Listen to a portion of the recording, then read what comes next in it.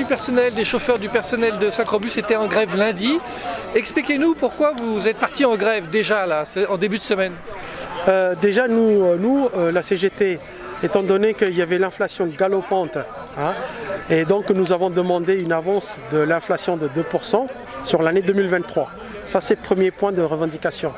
Deuxième point de revendication, c'était les bus qui ne sont pas réparés à temps.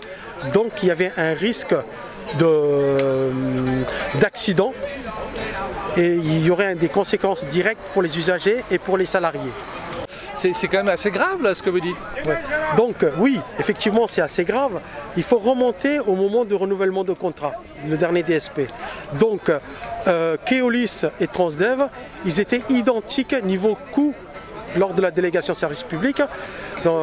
Et là, Keolis a pu obtenir le contrat parce qu'il diminuait de 6 bus sur la totalité des bus de Syncrobus. Depuis la première année, depuis leur arrivée, le stock représentait 310 000 €. Aujourd'hui, moi il me semble, le stock il représente uniquement 110 000 €. C'est-à-dire on n'a plus de stock, on achète au fur et à mesure quand le bus il tombe en panne.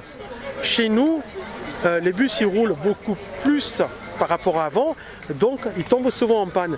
Les pannes le plus courant, c'est les plaquettes de frein, les tambours et tout ce qui va avec. Et depuis ces derniers temps, depuis l'année dernière, il n'y a plus de stock des plaquettes de frein. Donc on achète des plaquettes de frein une fois qu'on a signalé par les conducteurs qu'il y a un défaut de plaquette et le tambour des freins. Du coup, ils nous font conduire avec des voyants jaunes, soi-disant qui n'est pas dangereux. Je ne suis pas sûr, parce que si vous partez au contrôle technique avec un voyant orange, c'est refusé. Nous avons aussi les mécaniciens qui nous disent, nous on veut bien réparer les bus, mais on n'a pas les pièces.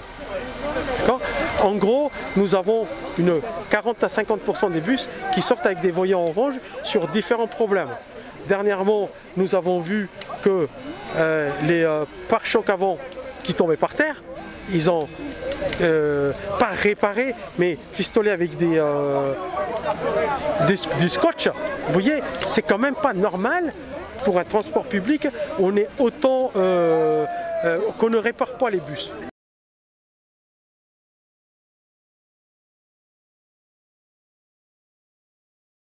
Mais quand il y a un accident, c'est le conducteur qui est responsable pénalement. C'est pas le directeur, c'est le conducteur. Donc aujourd'hui, malgré toutes nos demandes, il ne veut pas mettre de l'argent pour garder le stock. En fait, récemment, on a fait appel aux réseaux qui nous ont loué en fait, de bus qui ne répondent pas aux normes locales en fait, des bus. Par exemple, pour la PMR, la rampe des personnes handicapées en fait, pour accéder au bus. Cette rampe, elle est manuelle, elle est mécanique manuelle. Ça veut dire qu'il faut la faire à la main. Alors, qui c'est qui le fait ça? En fait, nous, on n'a pas le droit, en tant que conducteur, il nous a interdit de quitter le compartiment des conducteurs.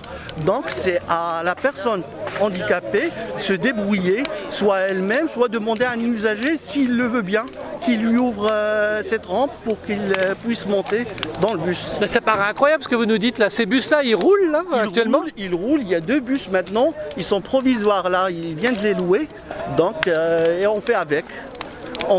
Il y a des personnes qui ont refusé en fait de les prendre, donc ils ont évoqué leur droit de retrait, ils ont reçu des lettres d'avertissement pour avoir un blâme sur leur dossier.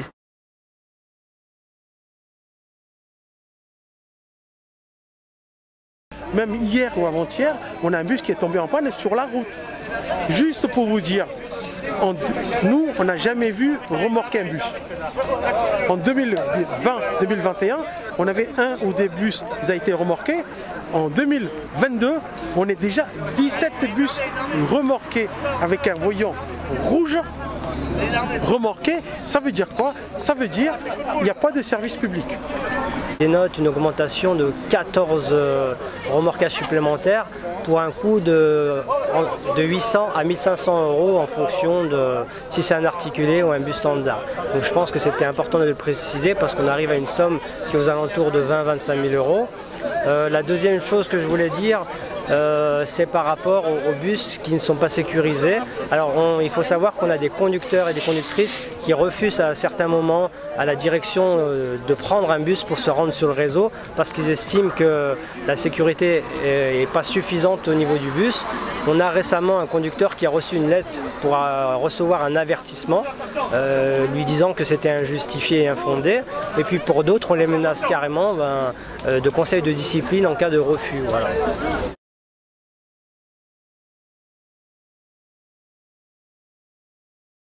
Le samedi dernier, j'ai appelé, j'ai dit écoutez, lundi on est à 75% de grévistes, vous avez encore la main pour négocier.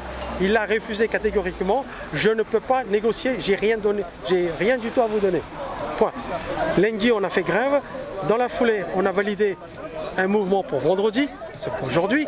Donc du coup, lundi soir, après la grève, je l'appelle, je dis voilà, on a prévu vendredi, est-ce que vous êtes prêt à négocier?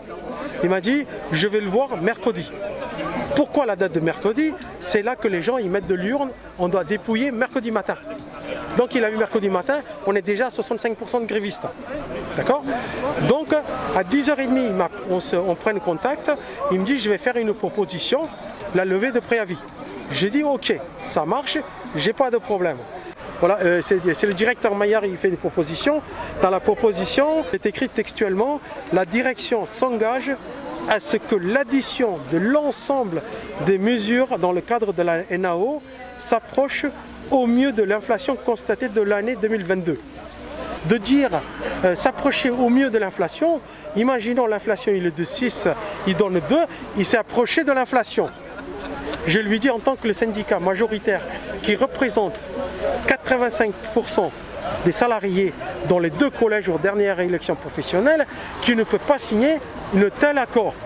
Donc je lui dis, je vais voir les salariés entre 11h et 13h, je viendrai vers vous à 13h pour la lever ou non. Donc je fais l'assemblée générale au dépôt de 11h à 13h15. Et à 13h35, je l'appelle, je dis, malgré que certains, comme moi, qui ne comprenaient pas trop, d'autres, ils disaient que, bon, il faut signer pour faire la levée pour vendredi, parce que sinon on va pénaliser les usagers. C'est que pour les usagers que les gens, ils m'ont dit, il faut le lever. Donc j'appelle à 13h35 par téléphone, stupéfiant. J'étais surpris d'une telle réponse de dire, c'est trop tard, on a affiché les horaires de service minimum, vous êtes gréviste et c'est pas la peine de venir travailler. Donc ça c'est quel jour, rappelez-nous? C'est hier. C'est hier, c'est jeudi pour vendredi. Donc je dis, écoutez monsieur Maillard, c'est Maillard qui dit ça, hein, le directeur.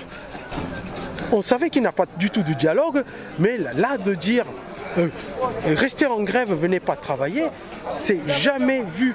J'en connais 8 directeurs, c'est le 9e, un état catastrophique qui me l'a dit, et je lui ai répété de dire, écoutez, on a déjà fait la grève, on a fait lever la grève à 8h du matin, à 8h30 on travaillait, et vous avez encore de 13h jusqu'à le lendemain matin, 6h, vous dites de ne pas faire grève.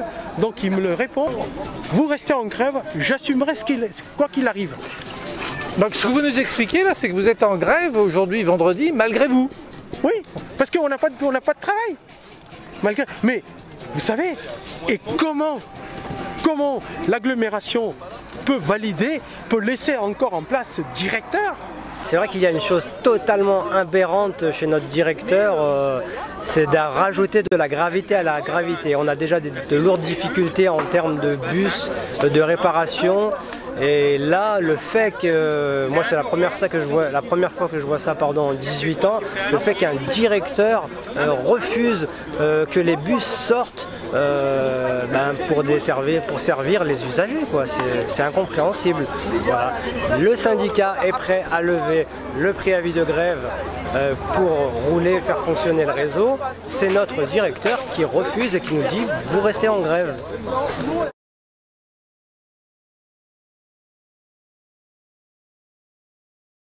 Donc on répète ce qu'on dit depuis un moment, le fait de passer en gestion directe permettrait à l'agglomération de faire une économie d'environ 1,2 million à 1,5 million. Ce qui est énorme, hein? Oui, tout à fait. En fait, il y a différents moyens, par différents biais, ils arrivent à faire remonter de l'argent au groupe. L'un des premiers leviers, c'est la société en participation, Keolis France, qui postule sur les contrats dans les différentes villes et qui crée ensuite une société écran dans la ville. Et ça leur permet de remonter chez nous, c'est la somme de 480 000 € par cette société en participation. Donc voilà, c'est 80% des bénéfices qui remontent. Il y a un autre biais qui est via l'assistance technique. L'assistance technique est de 500 000 € à Chambéry. Pour des réseaux de même taille, c'est 150 000 € environ, que Keolis pratique aussi dans d'autres réseaux. Donc il y a un delta de 350 000 €. Ensuite, on a le levier formation professionnelle, où là, c'est Keolis Lyon qui prend en charge la plupart des formations de Keolis Chambéry. Donc là, on présume, on estime des surfacturations. Il y a un dernier levier qui est aussi important et conséquent, c'est le personnel mis à disposition. Donc on a 6 personnes de Keolis France qui sont mises à disposition pour gérer Keolis Chambéry, donc le groupe, dont le directeur M. Maillard et puis d'autres personnels mis à disposition pour un montant d'environ 780 000 € par an. À savoir que ces personnes sont des chefs qui encadrent les chefs qu'on a déjà dans l'entreprise. Tout ça pour vous dire qu'on a déjà en fait les personnes susceptibles de pouvoir gérer, on a les compétences en interne en fait. Donc ce que vous voulez dire, c'est que cette masse d'argent finalement elle n'est pas réinvestie dans l'entreprise, on va dire Syncrobus de Chambéry, quoi.